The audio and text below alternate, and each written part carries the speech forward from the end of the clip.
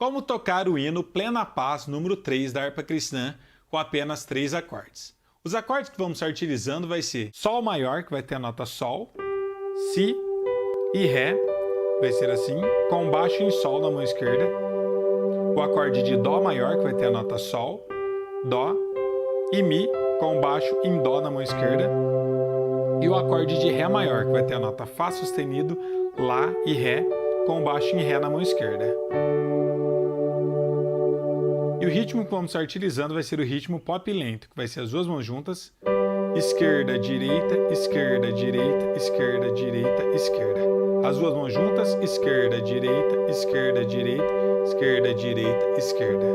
E se você quiser conferir essa cifra completinha, basta você passar no meu Instagram, que é Melodias e Riffs Teclado, para poder estar conferindo essa cifra completa.